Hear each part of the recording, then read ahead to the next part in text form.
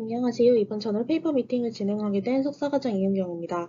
제가 발표할 논문은 Non-Linear Analysis of EEG Complexity in Episode and Remission Phase of Recurrent Depression입니다. International Journal of Methods in Psychiatric Research라는 저널에 게재된 논문이었고, 임팩 팩터는 4.182, 그리고 Psychiatry에서 Q2 임팩의 논문이었습니다. 채널 셀렉션 방법 중에 필터링 메소드가 있는데, 이 방법의 경우 variance, entropy 값 등을 사용을 해서 채널을 선택하는 방법입니다. 여러 메저 중에서도 이제 엔트로피를 사용해서 채널 셀렉션 했을 때 MDD의 신경생리학적 특성을 잘 설명할 수 있을지에 대해서 공부해보기 위해서 MDD 환자들의 엔트로피와 관련된 연구들을 찾다가 제 데이터와 비슷한 결과를 보인 이 논문을 이번 저널 미팅 논문으로 선택하게 되었습니다. 본 논문에서는 Depressive 에피소드와 Depression in Remission 환자 데이터를 사용했습니다. Depressive 에피소드는 우울한 증상이 2주 이상 지속되었을 때를 말합니다.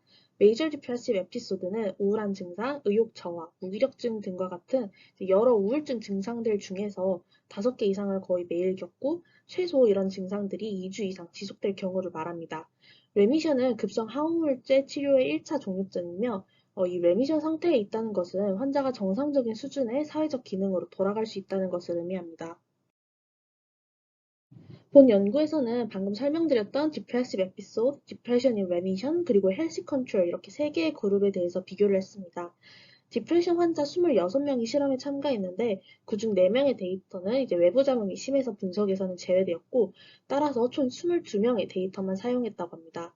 건강한 대조군은 20명의 참가자가 모집되었고 최종적으로 분석에는 MDD 그룹은 각각 에피소드 환자 11명, 레미션 환자 11명의 데이터를 사용했으며 정상 대조군은 20명의 데이터가 사용이 되었습니다. EEG는 19개 전극에서 약 3분의 눈을 감고 있는 레스팅 스테이트에서 측정이 되었으며 샘플링 레이스는 1kHz였고 측정된 데이터는 0.5에서 70Hz 밴드패스 필터링이 되었습니다. 그리고 이제 IC를 사용을 해서 외부 잡음 등을 제거했습니다. 각 데이터에서 분석을 하기 위해서 5초 세그먼트가 시작, 중간 및 기록 종료에서 선택이 되었습니다. 각 에폭은 5,000개 샘플로 구성되었으며 각 서브젝트, 각 에폭 및 전극에 따라서 2개의 비선형 측정값이 계산되었습니다. 모든 EEG 에폭에 대해서 히구치스 프랙탈 디멘션과 샘플 엔트로피가 계산되었습니다. EEG의 프랙탈 차원은 전기 생리학적 데이터에 가장 적합한 것으로 입증된 히구치의 알고리즘을 사용을 해서 계산되었으며 이 방법은 짧은 신호 세그먼트가 분석되고 계산 속도가 빠른 경우에도 프랙탈 차원의 합리적인 추정치를 제공한다고 합니다. 또한 EEG 관련 연구에 많이 사용이 되어서 비교하기 용이하기 때문에 이 HFD를 메저로 선택했다고 합니다. 히구치 알고리즘을 이런 유형의 신호에 대해 가장 잘 수행되는 것으로 나타난 에폭의 최대 길이인 8로 수행을 했고 그리고 타임 시리즈의 HFD는 시간 영역에서 복잡성과 자기 유사성을 측정하는데 이 자기 유사성과 복잡성이 높을수록 이 HFD 값이 높아진다고 합니다. 샘플 엔트로피는 신호 복잡성과 관련된 데이터의 불규칙성을 측정하는데 값이 높을수록 신호가 규칙적이지 않다는 뜻입니다. 샘플 엔트로피를 계산할 때는 R과 M 값을 정해줘야 하는데 본 연구에서는 EEG의 최적인 파라미터 값으로 이 R과 그리고 M 값을 설정해서 계산을 했습니다. 이 HFD와 샘플 엔트로피는 아티팩이 없는 EEG의 에폭 동안 각 전극에 대해서 계산이 되었습니다. HFD와 샘플 엔트로피 값 모두 분산 분석을 위한 앙상블로 사용되었으며 콜모조로프-스몰롭 테스트를 통해서 두 데이터 모두 정상적으로 분포되지 않았음을 확인했습니다. 정규 분포를 갖는 데이터를 얻고 레스팅 스테이트 EEG 데이터의 복잡성 차이 분석에 포함시키기 위해서 기록된 EEG의 에폭에서 얻은 샘플 엔트로피와 HFD의 정교화된 값을 로그10 정교화로 계산했습니다. 표준화된 샘플 엔트로피와 HFD 데이터는 정상 대조군과 우울증 환자의 비교, 그리고 대조군과 에피소드와 레미션 데이터의 비교 및 전극 위치를 아노바를 사용해서 비교를 했습니다. 또한 본페로니 보정이 사용되었으며 모든 분석에서 p-value는 0.0으로 설정했습니다. 분석의 첫 번째 단계는 건강한 대조군과 다른 상태의 환자가 로우 알파, 하이 알파 및 베타 밴드의 스펙트럼 파워맵을 비교하는 것이었습니다. C가 정상 대조군, 그리고 E가 에피소드, 그리고 R이 레미션 그룹입니다. 먼저 로우 알파 밴드를 보면 C그룹과 비교했을 때 C그룹은 여기 posterior 영역인 C3, C4, CZ, P3, P4, PZ, T3에서 최대값을 보여주었는데 E와 R그룹은 모두 전반적인 감소를 보였습니다. 그리고 E와 R그룹은 C그룹에 비해서 오른쪽 전두엽, 여기 영역인 FP2와 측면 오른쪽 전두엽 영역 F8에서 로우 알파 스펙트럼 파워가 증가했습니다. 하이 알파 밴드에서의 스펙트럼 파워 맵은 C그룹과 비교했을 때 E와 R그룹의 오른쪽 전두엽 FP2 그리고 왼쪽 측두엽 T3, 중앙인 C3와 CZ 영역에서 파워가 감소한 것을 보일 수 있고 그리고 베타 밴드의 파워 맵에서는 후방 영역인 P3, P4, PZ, T5, T6, O1, O2에서 이 C그룹과 비교를 했을 때 E와 R그룹이 이쪽에 이제 증가하는 것을 확인을 할 수 있습니다. 그리고 이 그룹에서만 전두엽과 측두 후두부에서 비대칭을 확인할 수 있었습니다. 피겨 2는 모든 전극에서 평균화한 세 그룹의 HFD와 샘플 엔트로피 값의 차이를 요약한 것입니다. 이 왼쪽 편이 HFD 값에 대한 그래프고 오른쪽이 이제 샘플 엔트로피 값에 대한 그래프입니다. 아노바는 HFD와 샘플 엔트로피 값에 대해서 세 그룹과 유의미한 영향을 보여주었습니다. 스톱 결과는 HFD와 샘플 엔트로피 값 모두 C그룹, 즉 건강한 대조군에서 가장 낮았고 R그룹 참가자가 HFD와 샘플 엔트로피 값 모두 가장 높았습니다. 마지막으로 각 전극에 대한 HFD와 샘플 엔트로피 값에 대해 그룹의 영향에 대해서 확인을 했습니다. 이쪽 그림 A가 레미션과 에피소드를 나누지 않고 하나의 MDD 그룹이라고 보고 정상인과의 비교를 한 피규어인데 주황색은 샘플 엔트로피 값이 대조군과 비교해서 유의한 차이를 보인 전극이고 그리고 HFD가 유의한 차이를 보인 것은 이제 녹색 전극으로 표현한 건데 이를 통해서 환자와 대조군 사이에 HFD와 샘플 엔트로피 모두 상당한 차이가 있음을 보여줍니다. 그리고 그림 B는 세 그룹 모두의 비교를 보여줍니다.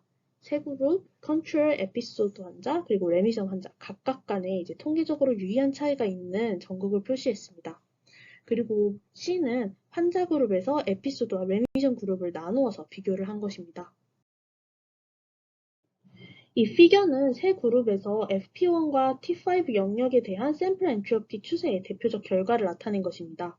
특히 잘 구별되는 이 두 채널에 대해서 계산된 샘플 엔트로피의 아노바 비교 결과 우울증이 있는 피험자와 건강한 대조군 사이에 유의미한 차이가 특히 두드러지며 에피소드와 레미션 사이의 차이도 확인할 수 있었습니다. 본 논문의 결과는 resting state EEG 신호의 HFD와 샘플 엔트로피 비선형 메저 값들을 계산을 하면 이 건강한 대조군과 우울증 환자를 구별한다는 것을 보여주고 에피소드보다 레미션에서 더 높은 복잡성을 보인다는 그런 유의미한 결과도 확인을 할 수 있었습니다. 보통 레미션 상태가 모든 면에서 건강한 상태에 더 가깝다고 예상을 할 수 있는데 관련 연구 중에서 이 윌너 요 연구에서 발견한 것처럼 항우울제가 뇌 활동을 정상화하지 않는 게 분명하고 따라서 기분과 행동은 정상으로 돌아오지만 이 항우울제 치료를 받은 뇌는 우울하지 않은 뇌와는 다른 상태에 있다는 것을 알 수 있었습니다. 선행 연구들에 따르면 First Episode Depression의 뇌는 초기에 우울하지 않는 뇌와 다르고 그 차이는 구조적 뿐만 아니라 기능적으로도 차이가 있다고 합니다. 비선형 동작 시스템 측면에서도 우울한 뇌 시스템의 초기 컨디션은 우울증이 없는 뇌와는 다르며 우울증 중증도가 높을수록 부정적인 구조와 기능 관계가 더 두드러진다고 합니다. 저자는 증가된 기능적 연결성이 감소된 Unseen Fasciculus Integrity에 대한 보상 메커니즘이라고 제안을 합니다. 이쪽에 이 3D 모델링된 이 부분이 Unseen Fasciculus라고 하는데 이 부분은 측두엽과 전두엽 사이의 양방향 경로로 전통적으로 변형계의 일부로 간주된다고 합니다. 선행 연구에 따르면 우울증에서 감소된 해마 기능이 벤트럴 쪽 정동 시스템의 활동을 증가시킨다는 유사한 결론을 내렸고 이러하면 이제 전두엽 변형계 연결의 강화와 회로의 재구성이 복잡성의 증가를 동반한다고 가정하기 쉽다고 합니다. 이에 대해서 추가적으로 찾아봤는데요.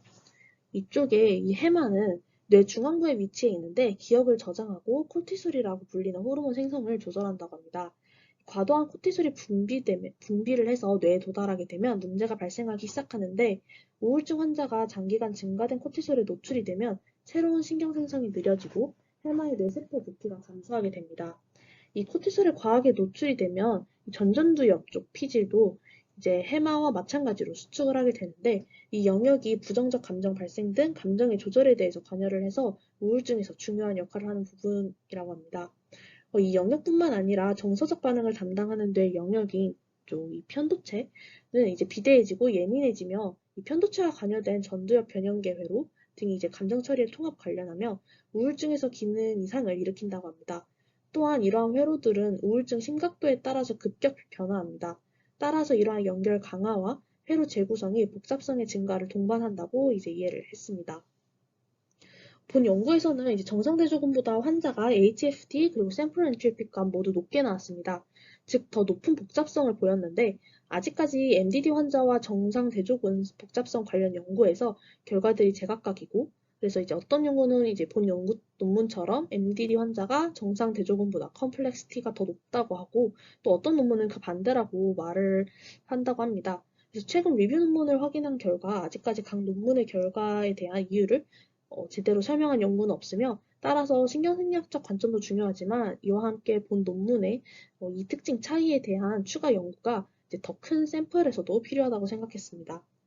MDD 환자 연구에서 바이오마커로 엔트로피도 많이 사용된다고 합니다. 이 엔트로피도 종류가 다양한데 아직까지 어프로시메이트 엔트로피만을 사용을 해서 연구를 진행했었는데 이 논문에서 사용한 샘플 엔트로피와 그리고 HFD도 사용을 해서 연구를 진행하려고 합니다.